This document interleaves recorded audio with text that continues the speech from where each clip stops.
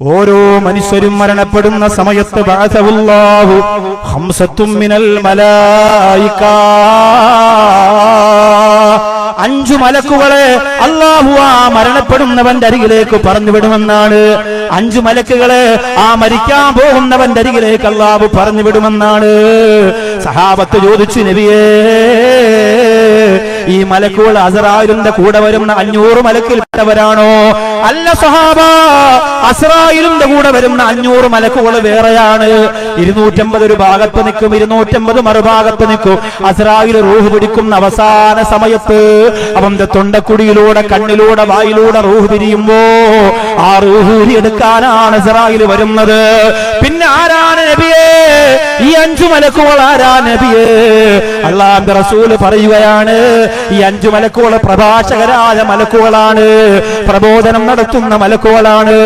5 കാര്യങ്ങൾ പ്രസംഗിക്കാനാണ് ആ മലക്കുകൾ വരുന്നത്. ആരോടാണ് നബിയേ പ്രസംഗിക്കുന്നത്? ആരോടാണ് നബിയേ? അല്ലാഹുവിന്റെ റസൂൽ പറയുകയാ, മരിക്കാൻ കിടക്കുന്ന മനുഷ്യനോട് ഈ 5 മലക്കുകൾ വന്നിട്ട് വർത്താനം പറയും സഹാബ. ആ സംസാരം കേൾക്കുമ്പോ, ആ പ്രസംഗം കേൾക്കുമ്പോ അവർ അത്ഭുതത്തോടെ കേട്ടിരുന്ന് കരഞ്ഞു പോകും സ്വഹാബ. ചില മലക്കുകൾക്ക് ചില മയ്യത്തുകൾ മറുപടി പറയും സ്വഹാബ. മറുപടി പറയാൻ യോഗ്യതയുള്ളവര് വളരെ കുറവാണ് സ്വഹാബ. അല്ലാഹുവിന്റെ അചഞ്ചലമായ വിശ്വാസത്തിന്റെ ഉരുക്കുകോട്ടയ്ക്കകത്ത് ജീവിച്ചവർക്ക് മാത്രമാണ് ഇവര് ചോദിക്കുമ്പോ മറുപടി കൊടുക്കാൻ കഴിയുന്നത് സ്വഹാബ. ഒന്നാമത്തെ മലക്കുകൾ എപ്പോഴാണ് വരുന്നതെന്നറിയോ? കേട്ടോ പത്താങ്കലിലെ പ്രിയപ്പെട്ടവര്, നിർബന്ധമായും ഞാനും നിങ്ങളും കാണുന്ന മലക്കുകളാണ്, നിർബന്ധമായും നമ്മൾ അനുഭവിക്കുന്ന മലക്കുകളാണ്. ഒന്നാമത്തെ മലക്കെപ്പോഴാ നബിയേ വരുന്നതെന്ന് ചോദിക്കുമ്പോ അവിടെ നിന്ന് മറുപടി പറയുകയാണ്, മനുഷ്യന്റെ റൂഹ് പിടിച്ചു തുടങ്ങി, ആ വേദന സഹിച്ചു തുടങ്ങി, എന്റെ മരണം ഒരാൾ ഉറപ്പിക്കുകയാണ്, മലക്കുകളെ കാണാൻ തുടങ്ങുകയാണ്. ഞാൻ മരിക്കുമെന്ന് അയാൾക്ക് ഉറപ്പാവുകയാണ്. ഞാൻ മരിക്കുമെന്ന് മരിക്കുന്നവന് ഉറപ്പാകുന്ന ഒരു സമയമുണ്ട്. അതൊരു വല്ലാത്ത നിമിഷമാണ് മക്കളെ. ഞാൻ മരിക്കുമെന്ന് നമുക്കുറപ്പാകുന്ന ഒരു സമയമുണ്ട്.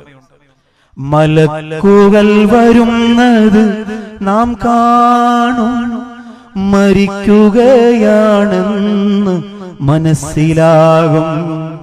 ചിരിക്കുവാൻ ചലിക്കുവാനാകാതെ നാം കിടക്കും, ചലിക്കുവാൻ ആകാതെ നാം കിടക്കും. ചിരിക്കുവാനായെങ്കിൽ നാം ജയിക്കും, ചിരിക്കുവാനായെങ്കിൽ നാം ജയിക്കും. മലക്കുകൾ വരുന്നത് കണ്ണിൽ കാണുന്ന സമയം. ഞാൻ മരിക്കുന്നു എന്ന് ഔഷാദ് ബാക്കവിയാകുന്ന ഞാൻ, അൻവർ മന്നാനിയാകുന്ന അദ്ദേഹം, സജീർ ഫൈസിയാകുന്ന ഉസ്താദ്, ഞാൻ മരിക്കുകയാണെന്ന് നമുക്ക് ബോധ്യമാവാൻ, അല്ലാഹ് ഞാൻ പള്ളിയുടെ റൂമിലാ, പടച്ചോനെ വണ്ടി ആക്സിഡന്റ് പറ്റിയ റോഡിലാ, പടച്ചോനെ ട്രെയിനിലാ, യാത്രയിലാ, വീട്ടിലാ, ഞാൻ മരിക്കാണല്ലോ അല്ലാഹ് എന്ന് ബോധ്യമാകുന്ന ഒരു സമയം ലോകത്തെ ഏതൊരാണിനും പെണ്ണിനുണ്ടാവും. അങ്ങനെ വരുന്ന സമയം റൂഹ് ഇങ്ങനെ പിടിച്ചു തുടങ്ങും അസ്റായീല്. മാലാഖമാരെ അടങ്ങിക്കിടക്കണ എന്ന് പറഞ്ഞ് ചലിക്കാനാകാതെ 2 ഭാഗത്തും മാലാഖമാരെ പിടിച്ചമർത്തും. ഒരു കോഴി അറുത്താൽ അത് കിടന്നിങ്ങനെ പിഴഞ്ഞ് പൊങ്ങി മറിയുന്നത് കണ്ടിട്ടില്ലേ? പത്താങ്കലിലെ പെങ്ങളെ, അത് മരണവെപ്രാളമാണ്. ഇച്ചിരി പോന്ന ഒരു കുഞ്ഞു കോഴിക്ക് അത്രയും വെപ്രാളം ഉണ്ടെങ്കിൽ ലോകത്തെ ഏറ്റവും വലിയ സൃഷ്ടിയായ മനുഷ്യന് എത്ര വെപ്രാളം ഉണ്ടാവും? എത്ര വെപ്രാളം ഉണ്ടാവും? അല്ലോ എത്ര വെപ്രാളം ഉണ്ടാകുമല്ലോ.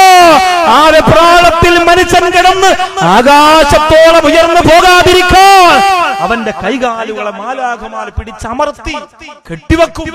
അടങ്ങിക്കിടക്കടാ അവിടെ ഒന്ന് പറഞ്ഞ് അമർത്തി പിടിച്ച് അസ്റായീൽ റൂഹ് പിടിച്ച് തൊണ്ടക്കുടിയിൽ വരുമ്പോ ഈ ഒന്നാമത്തെ മലക്ക് വരും. തൊണ്ടക്കുടിയിൽ വരുമ്പോ ഈ വരുന്ന മലക്ക് ഇവരിലൊന്നും പെട്ടതല്ല. ഈ വരുന്ന മലക്ക് അസ്റായീലിന്റെ ടീമല്ല, ഈ വരുന്ന മലക്ക് ആ ഗ്യാങ്ങിൽപ്പെട്ടവരല്ല. ഇത് പ്രത്യേകമായ 5 മലക്കുകളാണ്. അതിലൊന്നാമത്തെ മലക്കിന്റെ ജോലി, ആര് മരണപ്പെടുമ്പോഴും റൂഹ് തൊണ്ടക്കുടിയിലെത്തുമ്പോ വരലാ വന്നിട്ടൊരു ചോദ്യമുണ്ട് മക്കളെ. മരണവേദന കൂടുന്ന ചോദ്യമാ, മരണപ്രാളം കൂടുന്ന ചോദ്യമാ, മനുഷ്യരെ പരിഹസിക്കുന്ന ചോദ്യമാ, മനുഷ്യരെ കളിയാക്കുന്ന ചോദ്യമാ. നമ്മൾ പറയുമല്ലോ, ചിലർ തമാശ പറയുമ്പോ ശവത്തിക്കുത്തല്ലേ എന്ന് പറയൂലേ, ഇതതുപോലെയാണ് മക്കളെ, ഇതതുപോലെയാ പെങ്ങളെ. റൂഹ് തൊണ്ടക്കുടിയിലെത്തുകയാണ്, എല്ലാ വേദനയും ഒരുമിച്ച് വരികയാ, എല്ലാ വെപ്രാളവും ഒരുമിച്ച് വരികയാ. ആ സമയത്താണ് ചോദിക്കുന്നത്, യബ്ന ആദം, ആദമിന്റെ മോനെ, ആദമിന്റെ മോളെ, ഐന ബദനുകൽ ഖവീ, എവിടെടാ എവിടെടാ നിന്റെ ശക്തിയുള്ള ശരീരം, എവിടെടാ? ആരോഗ്യം കുറഞ്ഞു പോകുമെന്ന് പറഞ്ഞിട്ടല്ലേ ഈ റമദാന്റെ നോമ്പൊഴിവാക്കിയത്? എവിടെ എവിടെ നിന്റെ ശക്തിയുള്ള ശരീരം? എവിടെ നിന്റെ സൗന്ദര്യമുള്ള ശരീരം? എവിടെ പെണ്ണേ? ചുണ്ടിന് അല്ലാഹു തന്ന ചുണ്ടിന് ചുമപ്പ് പോരാ, പത്താങ്കലിലെ പൊന്നുമോളെ, അല്ലാഹു തന്ന ചുണ്ടിന് ചുമപ്പ് പോരല്ലേ? അല്ലാഹു തന്ന കവിളിന് തുടിപ്പ് പോരല്ലേ? അല്ലാഹു തന്ന കാർകൂന്തലിന് കറുപ്പ് പോരല്ലേ? അല്ലാഹു തന്ന മാരടപ്പിന് ചന്തം പോരല്ലേ? അല്ലാഹു തന്ന അരക്കെട്ടിന് കൊഴുപ്പ് പോരല്ലേ? അല്ലാഹു തന്ന ശരീരത്തിന് നിറം പോരല്ലേ? അല്ലാഹു തന്ന തൊലിക്ക് കളർ പോരല്ലേ? അല്ലാഹു തന്ന പല്ലു പോരാ, അല്ലാഹു തന്ന കണ്ണു പോരാ, അല്ലാഹു തന്ന പിരിയം പോരാ, അല്ലാഹു തന്ന ഇമ പോരാ, അല്ലാഹു തന്ന മൂക്ക് പോരാ, അല്ലാഹു തന്ന നെറ്റി പോരാ, അല്ലാഹു തന്ന ശരീരം പോരാ. ഖുർആൻ പറഞ്ഞത് മോളെ, തബാറകല്ലാഹു അഹ്സനുൽ ഖാലിഖീൻ, അല്ലാഹുവാണ് ഉത്തമനെന്നാണ്, ഏറ്റവും വലിയ സെറ്റാവ് അല്ലാഹു എന്നാണ്.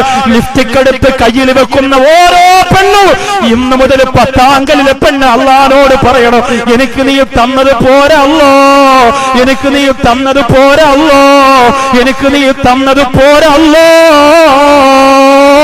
അങ്ങനെ പറഞ്ഞിട്ട് ധൈര്യമുണ്ടോ ചുണ്ടൊന്ന് ചുമപ്പിക്കാൻ? ധൈര്യമുണ്ടോ? അങ്ങനെ പറയേ, അങ്ങനെ പറഞ്ഞിട്ട് ധൈര്യമുണ്ടോ? 7 ദിവസമായി പ്രസവം കഴിഞ്ഞിട്ട് ഇന്നുകൊണ്ട് തിരുവനന്തപുരത്ത് ഹോസ്പിറ്റലിൽ ഉസ്താദെ കണ്ണു തുറന്നിട്ടില്ല, ഉസ്താദെ കണ്ണു തുറന്നിട്ടില്ല. അമൃതയിൽ കൊണ്ടുപോകാൻ പറയുന്നുണ്ട്, പൈസ ഇല്ല ഉസ്താദെ. നിങ്ങൾ തിരുവനന്തപുരം മെഡിക്കൽ കോളേജിലുണ്ട്, കണ്ണു തുറന്നിട്ടില്ല. ഇന്ന് ഞാൻ പ്രസംഗിക്കുന്ന സമയത്തും കണ്ണു തുറന്നിട്ടില്ല കുഞ്ഞ്. 7 ദിവസമായി പ്രസവം കഴിഞ്ഞിട്ട്, 7 ദിവസമായി പ്രസവം കഴിഞ്ഞിട്ട്. അല്ലാഹു തന്നത് പോരാ, അല്ലാഹു തന്നത് പോരാ അല്ലേ? 7 ദിവസമായി കണ്ണു തുറക്കുന്നില്ല. ഉമ്മ വിളിക്കണു, മോളെ മോളെ മോളെ, മോള് കണ്ണു തുറക്കുന്നില്ല. കണ്ണുണ്ട്, കണ്ണു തുറക്കുന്നില്ല. വാപ്പയും കുടുംബവും ഒക്കെ കരയാണ്, നേർച്ചകൾ നേരെയാണ്. അന്നേരമാണ് തോന്നുന്നത്, പള്ളിയുണ്ട്, മൊയ്ലാരുണ്ട്, പള്ളിക്ക് വസ്തു വാങ്ങുന്നുണ്ട്, പള്ളി പണിയുന്നുണ്ട്, ഇത് ശഅബാൻ മാസാണ്. ഒരു പണി വരുമ്പോഴല്ല നമ്മൾ ചിന്തിക്കേണ്ടത്. ഞാൻ അവരോട് അങ്ങനൊന്നും പറഞ്ഞില്ല, ഞാൻ അവരോട് ദുആ ചെയ്യാമെന്ന് പറഞ്ഞു. അല്ലാഹു തആല ഖൈറാക്കി കൊടുക്കട്ടെ. അല്ലാഹു തആല കുഞ്ഞിന് ഉമ്മയെ കണ്ണു തുറന്ന് കാണാൻ, മരണവേദന അനുഭവിച്ച് പ്രസവിച്ച ഉമ്മ മോളെ മോളെ എന്ന് വിളിക്കുമ്പോ കണ്ണു തുറന്ന് ഉമ്മയെ തുറച്ചു നോക്കുന്ന കാഴ്ചശക്തി അല്ലാഹു ആ പൊന്നുമോക്ക് ഈ മജ്‌ലിസിന്റെ ബറക്കത്തുകൊണ്ട് കൊടുക്കട്ടെ. അല്ലാഹു തന്നത് നമുക്ക് പോരാ, അല്ലാഹു തന്നത് നമുക്ക് പോരാ. എന്റെ സഹോദരങ്ങളോട് സഹോദരിമാരോട് പറയാൻ, ലോകത്ത് അല്ലാഹു നമുക്ക് തന്നതിനെ കവച്ചു വെക്കാൻ പറ്റുന്ന ഒരു സൗന്ദര്യവർദ്ധന വസ്തുക്കളും ലോകത്ത് വന്നിട്ടില്ല. എല്ലാത്തിന്റെ പിന്നിലും ഓരോ പണിഷ്മെന്റ് ഉണ്ടാവും, എല്ലാത്തിന്റെ പിന്നിലും ഓരോ നാശമുണ്ടാവും. അതുകൊണ്ട് ചതിക്കുടിയിൽ വീണു പോകരുത്. മലക്കുകളെ ചോദിക്കാണ്, ഒന്നാമത്തെ മലക്ക് ചോദിക്കാൻ, അതിനെ ബദനുക്കൽ ഖവി, എവിടെ? ഈ മലക്കുകളെ കണ്ട അസ്രായിലൊക്കെ കണ്ടപ്പോ എവിടെ നീ ആരായിരുന്നു? പള്ളിയുടെ മൊയ്ലാർക്കെതിരെ, കമ്മിറ്റിക്കെതിരെ, നാടിനെതിരെ, ദീനിനെതിരെ എന്തൊക്കെയാ നീ പത്താങ്കലിലും വാളിക്കോടും നെടുമങ്ങാടും ഒക്കെ നെഞ്ചു വിരിച്ച് വെല്ലുവിളിച്ചത്? എവിടെ? അയിന ബദനുക്കൽ ഖവി, നീയല്ലേ പൊതുയോഗത്തിൽ ആളുമായിട്ട് വന്ന് പ്രശ്നം ഉണ്ടാക്കിയത്, പള്ളിയിൽ സംഘടനയ്ക്കകത്ത് ഫിത്ന ഉണ്ടാക്കിയത്, നാട്ടിൽ അടിയുണ്ടാക്കിയത്? എന്നിട്ട് എവിടെ നിന്റെ ശരീരം? എവിടെ നിന്റെ തണ്ടും തന്റെ ഇടവും തടിയും? എവിടെ? പെണ്ണോട് ചോദിക്കുന്നു, എവിടെ? എന്തൊക്കെയായിരുന്നു നിനക്ക്? കല്യാണം കഴിഞ്ഞ ഒരു വീട്ടിൽ പോയപ്പോ ഭർത്താവിന്റെ ഉമ്മയെ തകർത്ത്, ഭർത്താവിന്റെ വാപ്പയെ തകർത്ത്, എല്ലാവരെയും തമ്മിൽ തല്ലിപ്പിച്ച് ചിന്ന ഭിന്നമാക്കി നീ ആ കുടുംബം വാണില്ലേ? ഇപ്പൊ എവിടെ നിന്റെ കുടുംബം? എവിടെ നിന്റെ ശരീരം? എവിടെ നിന്റെ ഗ്ലാമർ? എവിടെ നീ കൈയടിച്ച കൂടെ വരുന്നവരൊക്കെ എവിടെ? മറുപടി പറയണം, മറുപടി പറയണം.